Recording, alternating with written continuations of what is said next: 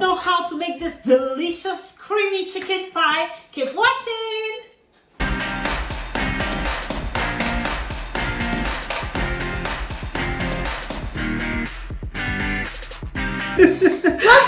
Hi guys, welcome back to our channel. Today I've got Jamin here and I've got who? Jason. Yes, I've got Jason and Jamin here. They're helping me and we're going to be making chicken pie. Yeah, chicken pie. That's one of their favorite dishes and it's really easy. I'll show you an easy way to make it. Let's just get right into it. So this recipe has 3 different bits. So we'll make the pastry. Yeah. A basic short crust pastry. Then we'll make the filling, the chicken pie filling. Then we'll assemble it. So it's 3 stages, but we'll do it really fast because Mom got some tricks that will make it really quick. Okay? All right, let's do it. All right, so we'll get right into it. Basically, I'll show you an easy recipe, no measuring involved. I've got my cups. These are a lifesaver. So if you have your cups, that's good. If you don't, just use any cup you have at home. So you can use a mug or a glass cup. Basically, I'll just tell you the ratio that you need. So for your pastry, you're going to need 3 ingredients. You need flour.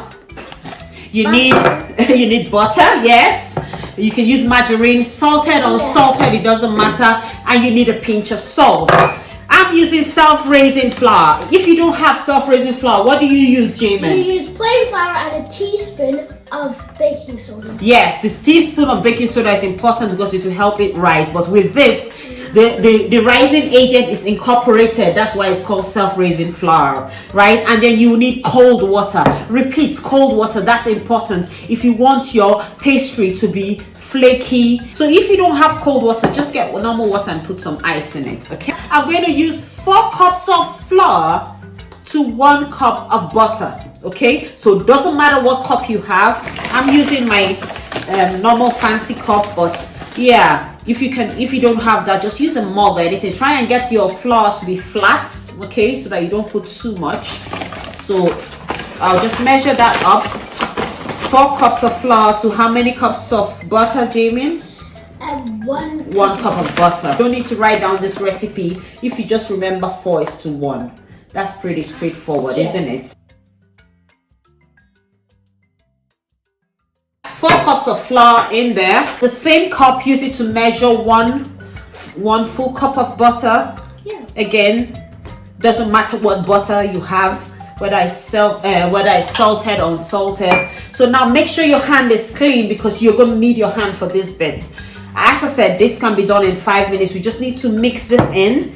Jamie, will you help me? Yeah. All right, I would love that. So you help me mix the butter and you just need it to get into like a breadcrumb consistency. All right, go ahead. I have a job for you too, JCL, okay? Yeah, are you excited to help me? Not excited to help me, but would you love to help me, JCL? Yes. All right, so I'll give you the pan I'm going to be using later on to help me butter it, okay? Butter in a spoon. Just use your finger and spread the butter all over the pan. Jamie, you just need to do like that. Good. So Jamie and JCL have finished. This is the consistency we're after. It's almost like breadcrumbs. Yeah, so now we're going to put our salt. You could have put this salt earlier, but it doesn't really matter when you put it. So basically just a pinch of salt. Just mix that in quickly and then you add water using half a cup of water. Dig a hole in the middle of your pastry, pour it in. This pastry, the secret is not to handle it too much. So you're not really going to need it. You just need to just combine it. So basically what you want is to bring the pastry together, okay? That's what the water does. Yeah, that's what the water does. And if you touch it too much, like if you over knead it, right, you make it warm. And that's what we don't want. That's why we use what? Cold water, because we want the pastry to be cold. And some people put it in the fridge to make it cold before they bake it. But yeah, so even if they overknead it too much, they can still put it back. Yes, and leave it for some time. But we don't want to do that. We want this to be ready really fast. So basically, it's 4 cups of flour, 1 cup of butter, and half a cup of water.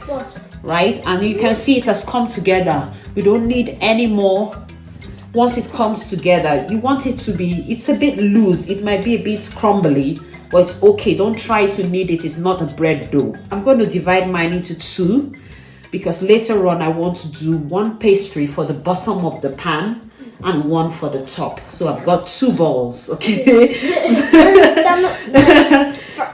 second one doesn't look like a ball. Yeah, we can shape, you can shape it for me. That's not a problem. So that's our pastry done. Really, we're going to do the filling for the pie, the chicken filling, okay? Oh, so these are the ingredients we're going to be using, but I'm going to go over to the gas burner to show you how to do the filling. Okay, first of all, I'll put on my oven because I want, like I said, I want this pie to be ready fast. Yeah. So we're going to preheat the whole oven while we're doing the filling. I'll put a couple of tablespoons of vegetable oil. You can use butter for this if you like. I'm going to be using butter in this filling later, so I don't want to put too much butter, so I'm using this. This is going to splash, so girls beware. So I'm putting my onions in. And off they go.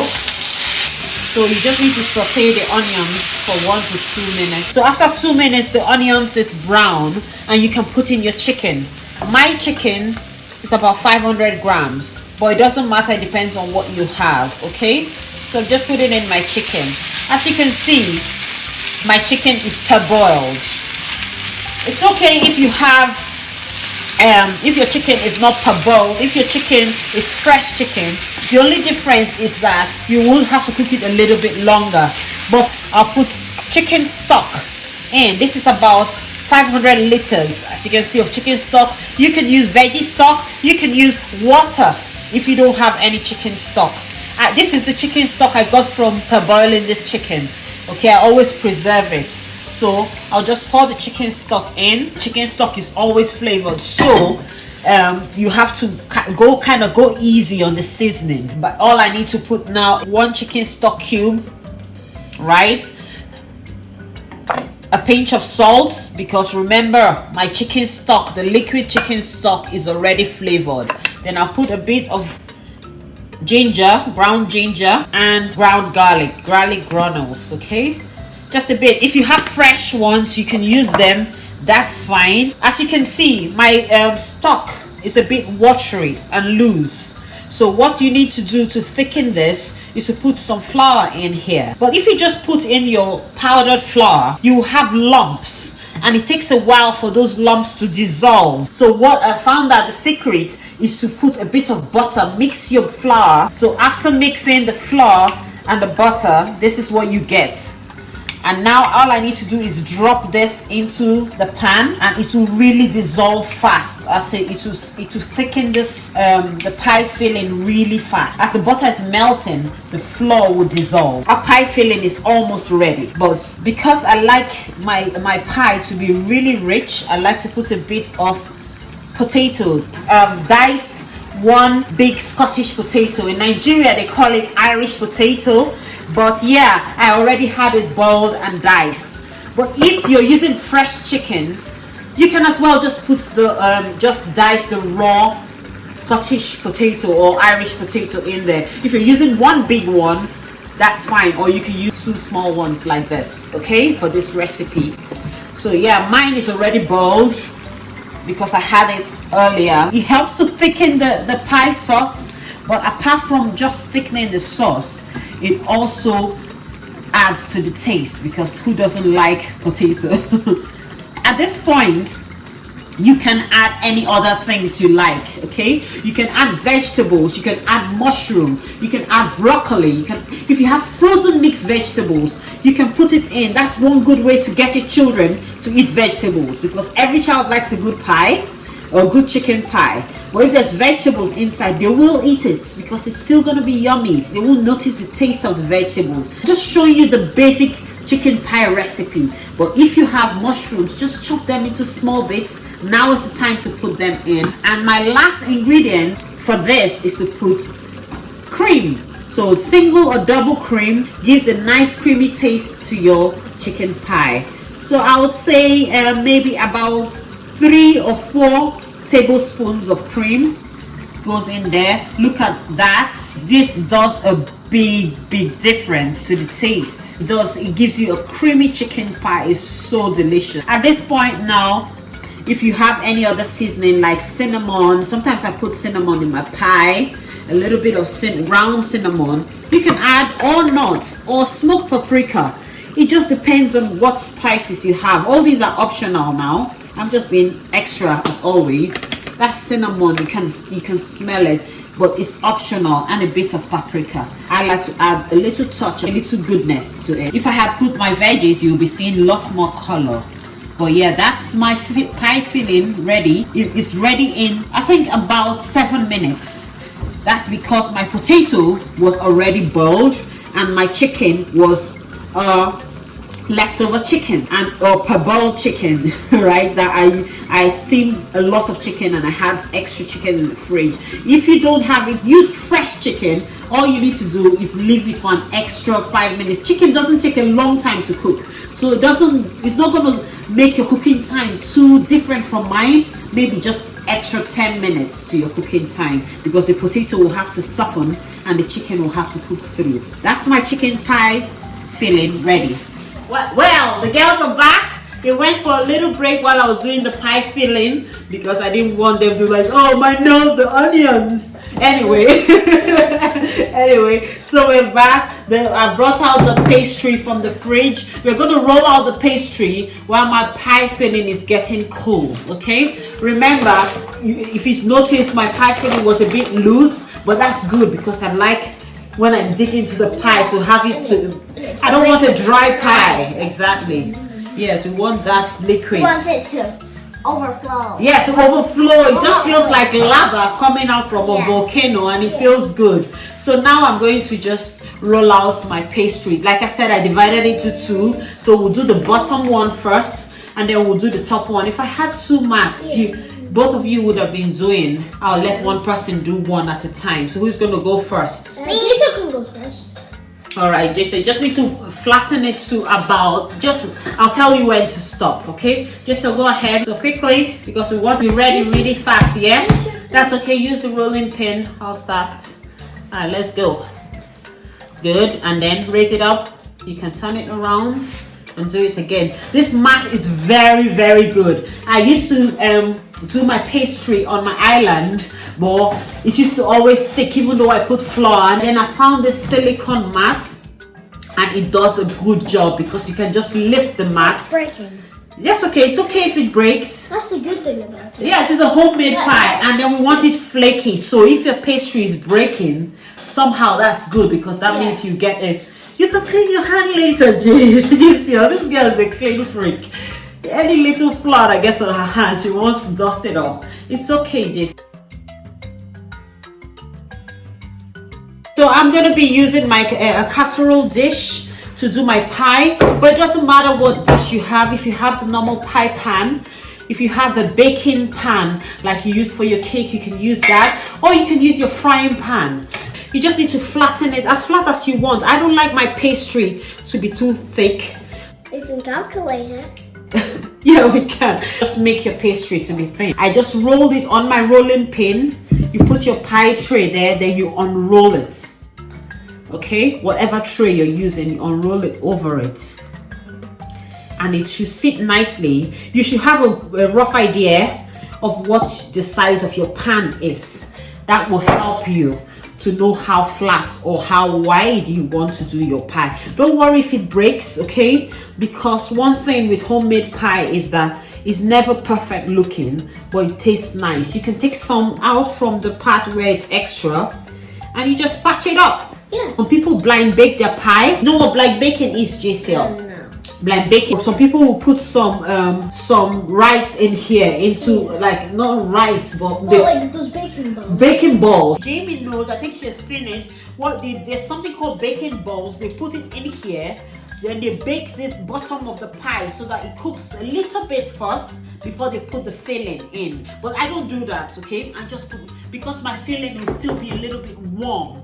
I want to put the top of the pie as soon as I put the filling in. Okay, so right now we'll do the top of the pie, then I'll get my filling. Finish rolling the bit for the, the bit for the top of the pie. Just your face looks funny, and that's my pie. So I'll just pour it in here. Yeah. Oh, look at that. I need a little bit of I need a spoon. Yeah, spread it out. Very good, JCL. So quickly, because we don't want the bottom of the pie to get soggy, quickly we'll roll out the top bit, the top of the for the first one. Yes, exactly, just like that. Clever girl, JCL, you're listening.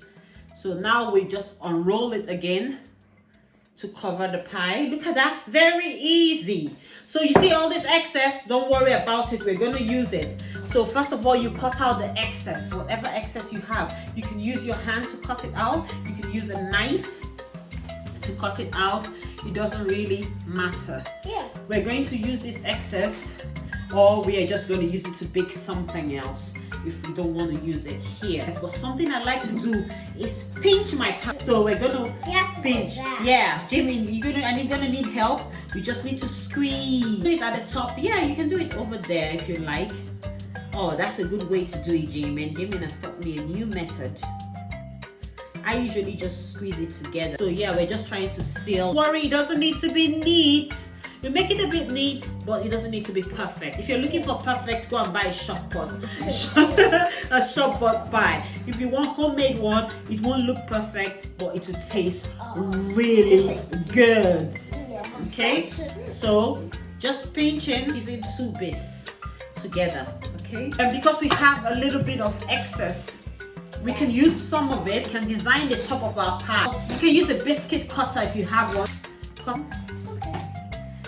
And cut out some. What I'll do is I'll do some leaves, and I can cut the shape of a leaf or more than one leaf.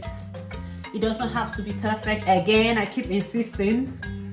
You can do something like that. Jason has done that. We get the branch. This is just me being extra, to be honest. We get a branch, and then we can put the leaf. See? Ta-da! It's gorgeous. This part, Jason and Jamie really like doing, right? Yeah. You like to use the biscuit cutters, don't you? Yeah. And also I want to make a circle to fit in the middle of that. Oh, you can do a circle. If you have a shape, we have a man. You can cut a man. Or we're making leaves so that there can be a man. It can be a pretend garden. Yeah. Look at how lovely that's looking. The last thing we need to do is just to give it a little shine. So we've broken 1 egg white. So you don't need to separate the egg white, but if you want to, you need to do this quickly, because remember, pie filling has some liquid in it, okay? So it's gonna make the crust soggy if you don't do this really quick. I have egg, don't worry, bake it. It's still gonna be nice. So now I'm just gonna take this to the oven, okay? While the girls would use the remaining pastry, they want to use it to make hot dog pie. Yeah, so I'll just take this to the oven. Look at that. Look at how gorgeous that looks. This is the finished product. It was in the oven for only 20 minutes at gas mark 180. Okay, so if your gas is different temperature, all you just need to do is leave it there till it's golden brown. It's so flaky. It is. I'm sure it's going to be creamy when we cut into it. If you're serving a dinner party, you can leave the pastry in the fridge, and you do the pie filling, and you wait till when it's about time for you to close to time to serve your main. You can put it in the oven, okay, so that it's nice and hot, because if you bring it out for too long, you will not have that creaminess. So you can wait till last minute. The moment of truth. Ready? Let's see. Oh, look at that. Can you see that? You might need a spoon. You can see that is what we want. We want to see the liquid. We don't want a dry pie. Nobody likes a dry pie. Just look at that. All I need to do is add some vegetables, and it will be ready. So So yeah, that's how I'll serve mine. Look at how delicious it is. And the green broccoli, because I didn't put it in the pie, I just served it on the side. But as I said, you can put it in your pie, you can put mixed veggies, anything you like. I can't wait to dig in. Girls, you can't wait, right? All right, let's dish you all, everybody's one up, and then we can eat. Taste it and tell me what you think. Well, I know it's good. I don't need anybody's help. Look at that crust. The short crust pastry is so flaky. It's so buttery. At the same time, it's crispy. Yeah. And then the pie, the filling is very creamy. Yeah, and the potato gives it an extra soft. It's so nice and warm. You can have this with anything. Trust me. I'm gonna have mine with a glass of wine. You can have it with juice, whatever. It's so good. We're gonna sit down and eat this delicious goodness, really, and let it go into our tummy really well. Make sure you subscribe to our channel. Thank you very much. Till next time, keep living, loving, and laughing. Bye. You can use that one to do hot dogs. Who wants to do hot dogs?